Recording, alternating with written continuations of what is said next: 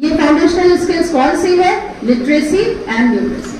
हमारा जो बच्चा है वो अभी भी पढ़ नहीं लिख पाता, लिख नहीं पाता। आप कहेंगे कि हमारे पास बीए के बच्चे आते हैं, बीए में जब बच्चा आता है हम लोगों को ये परेशानी होती है कि पहले इसको हम लिखना सिखाएं। लिखना का सिखाने का मतलब है कॉम्प्रिहेंशन नहीं। उसने कुछ लिख दिया पर वो क्या लिखा है उसको भी नहीं पता है। अब हम उसको जब पढ़ते हैं तो हम उसका मतलब निकालें, यानी teacher examiner has to comprehend it. मात्राओं को तो छोड़ ही दीजिए, क्योंकि सीबीएसई ने तो मात्राओं पर ध्यान देना शायद बंद कर दिया है। क की जगह की लिखना तो बहुत कॉमन हो गया है। अब वो लगता है कि हम लोग ओल्ड स्कूल है। इनफैक्ट कभी इंटरव्यू में हिंदी के टीचर को सिलेक्ट कर रहे थे, वो श से स बोल रही थी, हमने कहा कि नहीं हमारे यहाँ श स सुना जाता है। तो नाराज हो गई लड़की, उसने कहा कि आपके यहाँ तो श और स का डिफरेंस देखते हैं। हमने कहा भी देखते हैं, हिंदी में अपॉइंटमेंट कर रहे हैं और श और स में अंतर हम ना देखें, क्या पढ़ाएगी लड़की? अगर वो जाकर सशक्त कहेगी सशक्त को, तो हमारी लड़की तो सोचेगी टीचर बता रही है सशक्त ही सही शब्द होना चाहिए। तो ये जो हमारे पास स्टूडेंट्स आ रहे हैं उनमें एफएलएन की कमी हम लोग देख रहे हैं। अभी तक हमने उस तरीके से इसको नहीं देखा है। हम सोचते थे कि 12th पास करके लड़की कैसे आ गई यहाँ तक, क्योंकि she is not able. 50% students के अंदर ये प्रॉब्लम है।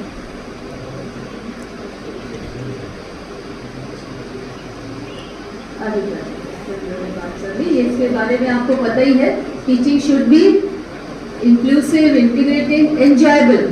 देखिए आप जब भी कहीं पर भी मुझे लेक्चर भी देना होता है तो मुझे मालूम है कि आप 10 बजे से बैठे हुए हैं और 12, साढ़े 12, 1 कुछ बज रहा होगा और इतनी देर में हम परेशान हो जाते हैं। स्टूडेंट्स को तो छोड़ ही दीजिए।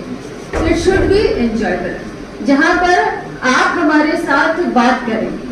इसीलिए प्रश्न पूछना बड़ा जरूरी हो जाता है। लोग जग जाते हैं, थोड़ा लोगों को लगता है कि हम पार्टिसिपेट कर रहे हैं। तो क्लास को भी इसी तरीके से बढ़ाने की जरूरत है और एनईपी ने इसी पर जोर दिया है कि लर्निंग कैसी होनी चाहिए? Holistic, integrated, inclusive, enjoyable and engaging. आप जब बच्चों को क्लास में कहते हैं कि आज तुमको इसके बारे में कुछ बताना है, या आप जब क्लास में जाते हैं और कहते हैं कि कल क्या पढ़ाया था उसके बारे में बताओ, तो एक तरीका आपके यहाँ तो नहीं होता है पर हमारे यहाँ होता है कि 100 में से 25 बैठ जाती है घर पे, क्योंकि मैडम तो पूछेंगी अगले दिन आप क्लास में क्या पढ़ाया था, तो 25 नहीं आएंगे। तो इस तरीके की चीजें हैं, लेकिन we take the risk. Then अब इन्हीं सारी चीजों को G20 में soft power, education working ministers का जो मीटिंग होने वाला है, जो ग्रुप की मीटिंग होने वाली है, उन सब को लेकर हम एनईपी तक पहुंचते हैं। देखिए मैंने कहा था कि मुझे जो टॉपिक दिया गया वो तीनों दे दिया था। I didn't know that I have to choose one of these topics. तो इसलिए आपको मैं तीनों, रेलगाड़ी जो चल रही है वो हर स्टेशन पर रुकेगी। तो एनईपी पर अब हम लोग पहुंचे हैं and then we will reach FLN. तो नीड और फाउंडेशनल लिटरेसी एंड न्यूमरेसी क्यों हुई?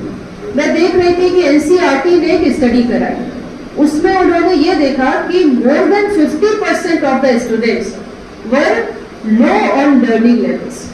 उनकी जो लर्निंग लेवल्स थे वो बहुत लो थे, लर्निंग क्राइसिस उनमें थी।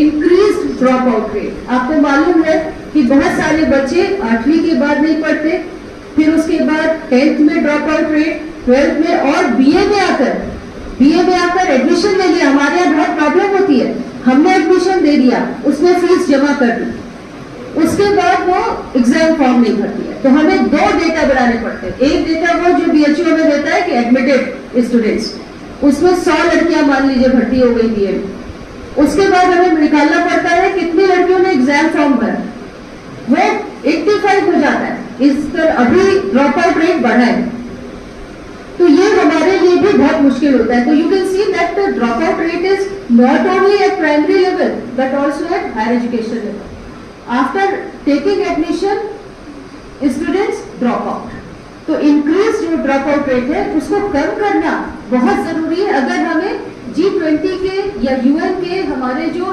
डेवलपमेंटल गोल्स हैं, SDGs हैं, उनको अगर हमें अचीव करना है, बिकॉज वी हैव कमिटेड कि हम 2030 तक एजुकेशन को सब तक पहुंचा देंगे, तो उसको अगर हमें पहुंचाना है तो हमको ड्रॉप आउट रेट कम करना है. Then we find that students do not have appropriate language and mathematical skills. तो ये सारी दिक्कतें देखने के बाद जो स्टडी के माध्यम से पता चला, तब निपुण का निर्माण किया गया. निपुण के बारे में भी अभी आप बताने वाले हैं शायद, तो I will just touch on it कि व्हाट इज निपुण. National initiative for proficiency in reading with understanding and numeracy. What is that? What is that? So every child by 26-27 should have this basic proficiency of learning, reading and writing. बच्चा by the age of 11 और by class 3, आपको मालूम ही है कि NEP में 5 + 3 + 3 + 4 का formula है. पहले 10 + 2 होता था, तो अभी बाल वाटिका, फिर उसके बाद और 3 + 3. तो बच्चा जब 11 साल का हो जाए, क्लास 3 में पहुंच जाए, तब उसको क्या आना चाहिए? जो बेसिक पढ़ना लिखना आना चाहिए. यानी अगर वो किताब लेकर बैठे, एक बच्चा है, उसको आपने कहा क्लास में पढ़ने के लिए सेंटेंस वो पढ़ता है, और सेंटेंस इस तरीके से पढ़ता है, ख एक त खेत एक, फिर इस तरीके से अगर वो पढ़ता है, और दूसरा बच्चा पढ़ता है खेत में कद्दू रखा, इस तरह से पढ़ता है. दूसरा, पहला बच्चा आपने देखा ख एक त खेत एक, यानी पहला जो बच्चा है उसको कहीं ना कहीं पढ़ने में दिक्कत है, तकलीफ है, रीडिंग की उसको प्रॉब्लम है. और जिस बच्चे को रीडिंग में प्रॉब्लम होगी, तो स्टडीज ने ये पाया कि वो बच्चे क्या करते हैं, वो ड्रॉप आउट हो जाते आगे जाकर.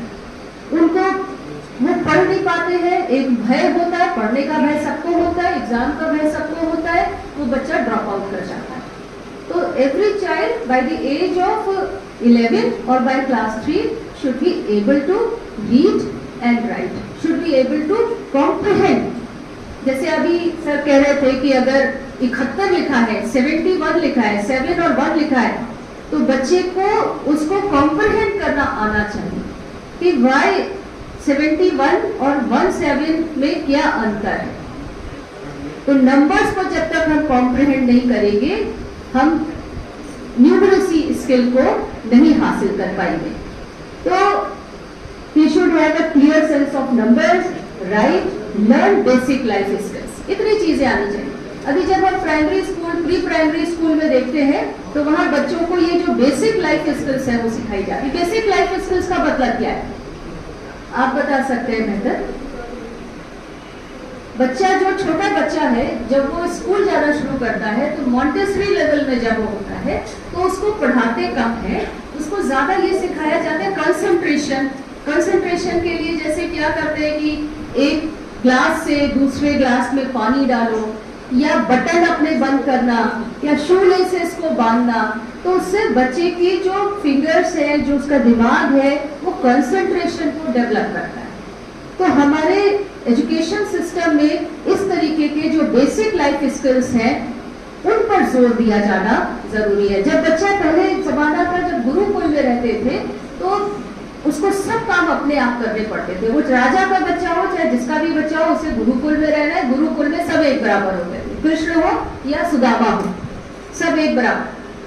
तो बेसिक लाइफ स्किल्स वो सीख जाते थे. आजकल तो क्या होता है कि एक एक बच्चे होते हैं, मम्मी जूता भी बांध देगी, मम्मी पानी पिला भी देंगी. अब तो 12वीं के बच्चे को भी मम्मी पढ़ रहा है बच्चा, इसलिए मुंह में उसको खिला दो पिला दो. तो बेसिक लाइफ स्किल नहीं सीखते. और फिर जब वो बाहर जाते हैं, अकेले रहते हैं, तो उन्हें तरह तरह की दिक्कतों का सामना करना पड़ता है, पढ़ाई को छोड़ ही दीजिए. देन डेवलपमेंट गोल्स ऑफ निपुण, तो इफेक्टिव कम्युनिकेटर्स होने चाहिए, इवॉल्व लर्नर्स होने चाहिए, और क्या होना चाहिए, children should have good health and wellbeing. अब आप कहेंगे कि ये कहाँ से आ गया, गुड हेल्थ कहाँ से आ गया? बिना गुड हेल्थ के बाकी दोनों काम नहीं हो सकते. वो कहते हैं ना, हेल्दी जो बॉडी है उसमें ही हेल्दी माइंड रहता है, एक स्वस्थ शरीर में ही स्वस्थ मस्तिष्क रहता है. तो इसलिए पहला जो पॉइंट है वो बहुत इंपॉर्टेंट है। आप ही देखिए, अगर आपकी तबीयत नहीं ठीक होगी तो आप पढ़ा नहीं सकते क्लास में। उस दिन हम क्या बोल रहे हैं वो हमें पता नहीं होता और डर लगता है, पता नहीं बच्चे, हमारे यहाँ बड़ी बड़ी लड़कियां होती हैं तो हम पढ़ा रहे हैं और कहीं गलत ना कुछ बोलते हैं। इसलिए पहला पॉइंट बहुत इंपॉर्टेंट है and this is one of the developmental goals of Nipun. And then हम देखते हैं कि the child should become effective communicator and an evolve learner. Implementation of universal FLN के लिए क्या किया गया? Highest priority to universal FLN, then setting up of national mission by MHRD, then plans have to be prepared by state or union territories, and universal FLN by 2025, this is the goal. by 2025 हम FLN को पालें, तभी 27 तक हम सभी बच्चों को FLN दे पाएंगे जैसा हमारे प्रधानमंत्री जी ने माना। The highest priority of educational institution will be to achieve universal foundational literacy in primary schools by 2025। और आगे आप देख रहे हैं उन्हीं बातों को कहा गया है कि अगर उनको जो बेसिक अगर नॉलेज है लिखने पढ़ने की, उसके बाद जो बाकी का प्लान है वो इम्प्लीमेंट करने में मुश्किल नहीं होगी। Objective of FLN: inclusive classrooms, child to be motivated, independent, engaged, he should be able to read, comprehend and write। मुझे लगता है कि ये आप सब जानते हैं, इसके बगैर काम नहीं होगा। इसी को और एम्फेसाइज किया गया है। देखिए बार बार हम लोग कहते हैं कि मानव में सब होता है, धूल जम जाती है, उसको हटाने की जरूरत होती है। तो ये निपुण ने new education national education policy जो नई आई उसमें इस पर फोकस किया है 2.1 से 2.9 तक, जहां पर इसके बारे में बताया गया। अगर आप उसको पढ़ेंगे you will get all these things.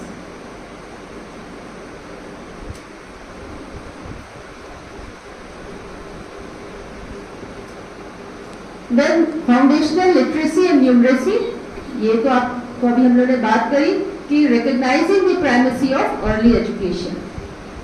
Next, तो फाउंडेशनल लैंग्वेज एंड लिटरेसी क्या है?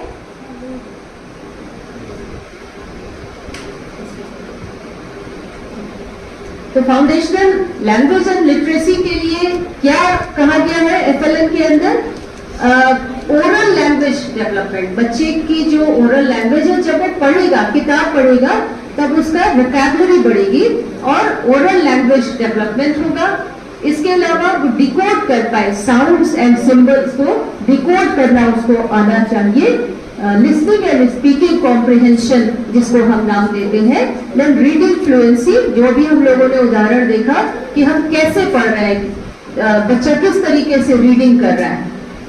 फिर रीडिंग कॉम्प्रिहेंशन एंड राइटिंग, लिखने का काम किस प्रकार से कर पा रहा है, अपनी बात को एक्सप्रेस कर पा रहा है कि नहीं, ये फाउंडेशनल लैंग्वेज एंड लिटरेसी के अंतर्गत बताया गया है। Then foundational numeracy, knowing about numbers, shapes and spatial measurement and data handling। अगर ये सारे काम सेकेंड क्लास तक बच्चे ने सीख लिया, तब आगे की राह आसान हो जाएगी, ड्रॉप आउट रेट भी कम हो जाएगा और तब हम उस SDG तक पहुंच पाएंगे जो हमने अपने लिए गोल सेट किया है, जो UN ने हमारे लिए गोल सेट किया है, जो G20 ने हमारे लिए गोल सेट किया है। अब अगर आप कहें तो चाइना में आप देख लीजिए या कनाडा में आप देख लीजिए, यहाँ लिटरेसी रेट कहीं हायर है, ज्यादा है। हम उनसे कुछ सीख सकते हैं और इसलिए इस प्रकार की जो एजुकेशन वर्किंग ग्रुप की मीटिंग है वो बहुत इंपॉर्टेंट है, so that we collaborate with each other. जैसे अभी यहाँ पर हम लोग भी कोलैबोरेट कर रहे हैं, हम आपसे कुछ सीख रहे हैं, आप हमसे कुछ सीख रहे हैं और इस तरीके से हम अपने आप को इवॉल्व कर रहे हैं। तो purpose is to evolve, to become better. HDI के नाम से हम आगे बढ़ सकें।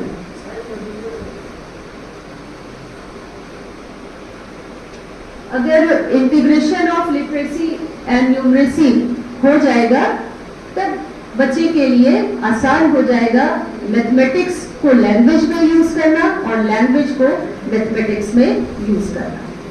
एक जमाना था जो जितना बड़ा साइंटिस्ट होता था वो उतना ही बड़ा फिलोसोफर भी होता था। साइंस फिलोसफी के बगैर नहीं चलती, तभी उसमें एथिक्स आती है।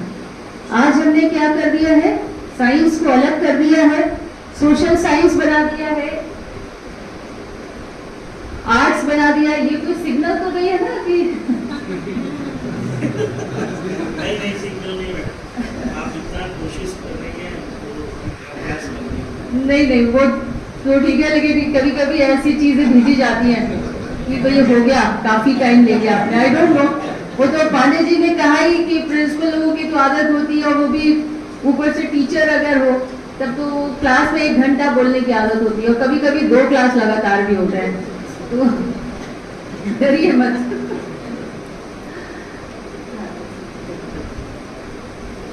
तो अब एफएलएन को, निपुण को इम्प्लीमेंट करने के लिए जो एक्शन प्लान है, बस उसको हम बता के खत्म कर रहे हैं। Action plan is this: curriculum revamping को, करिकुलम को कम करने की जरूरत है।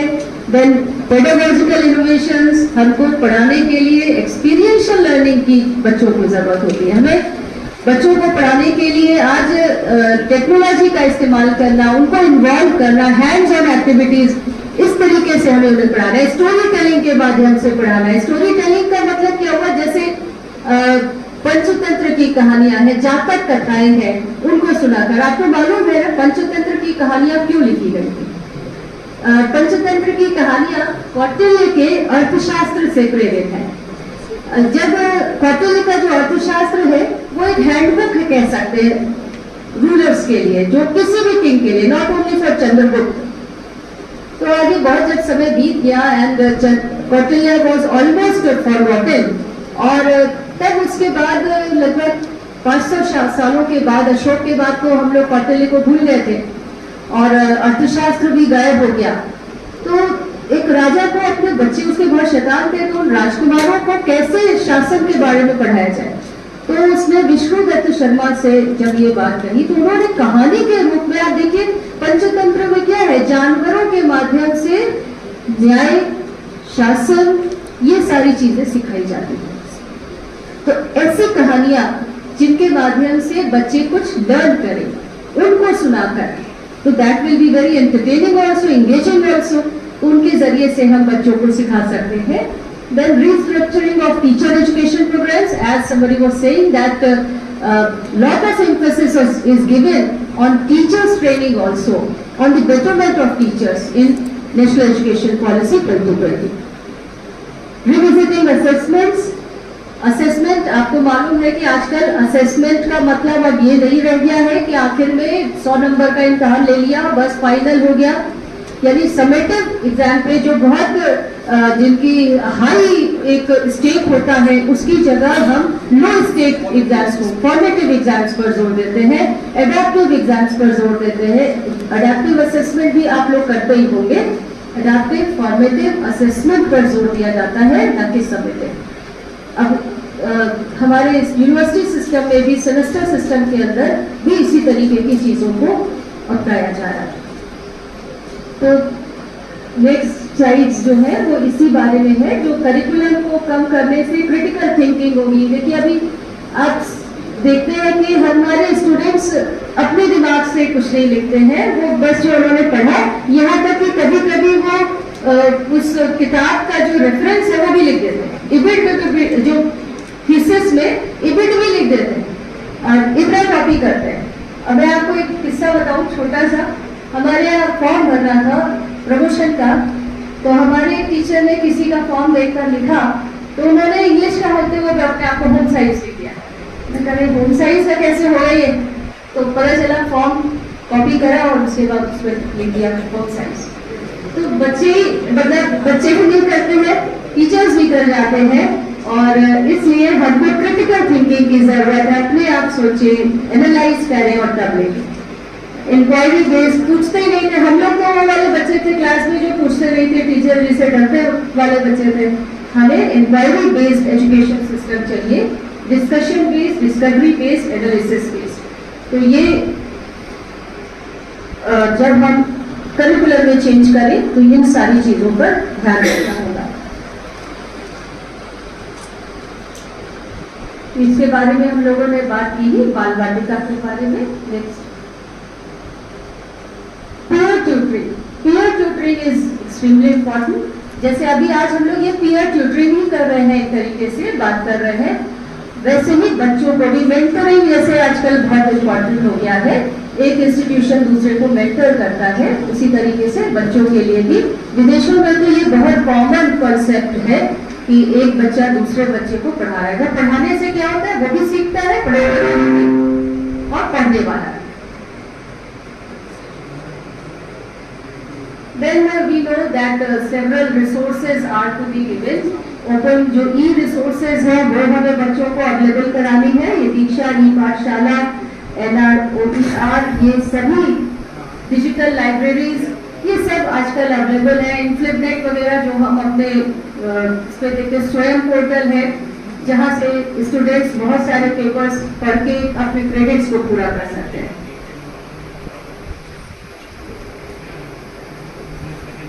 जो हमने NROR की बात की थी, हेल्थ एंड न्यूट्रिशन, अगेन ये मोस्ट इम्पोर्टेंट है। We have to pay a lot of attention to it. और आप देखते हैं कि अभी तो दिन का ही खाना मिड डे मील ही दिया जाता था, लेकिन अब ब्रेकफास्ट की भी बात की जा रही है कि बच्चों को ब्रेकफास्ट दिया जाए। पहला खाना बहुत जरूरी होता है इस वजह से। Assessment, adaptive, formative, school based. ELPS, ये तो आपने सुना ही होगा। ELPS का मतलब क्या है? E is experience. Whatever experience you have to leave it in the class. इसीलिए आपको इतना वर्कशॉप करवाया जा रहा है, आपकी ट्रेनिंग पर इतना जोर दिया जाता है, बिकॉज आपका एक्सपीरियंस बच्चों को सिखाता है। हम लोग इसीलिए वर्कशॉप करते हैं, सेमिनार करते हैं, प्रोजेक्ट करते हैं। क्यों? क्योंकि वो एक्सपीरियंस जो हमें मिलेगा, that will help the students, that will help us teach students in class. Second is L, language. Language is so important. If you do not have language, if you do not have vocabulary, आप communicate नहीं कर सकते. You cannot be a good communicator. Many a times students say that they can write well, but they cannot communicate, but they cannot present. Present की बात करते हुए उनको nervousness होने लगती है. So we have to pay attention to that. As a teacher, I am talking. Then pictures and symbols. How to teach our students? Through pictures and symbols. So ELPS, experience, language, pictures, symbols. वो ज्यादा याद रहते हैं। जैसे आपको मेरी कई बातें नहीं याद होगी, पर ये आपको स्लाइड ज्यादा याद रहेगी। इसलिए मुझे ये बनाना भी पड़ा कि हम ज्यादा इफेक्टिव होते हैं जब हम फोटो देखते हैं, वो हमें ज्यादा दिन तक याद रहता है। So with this I come to an end. And thank you very much for inviting me here and also for listening to me so patiently. Thank you so much.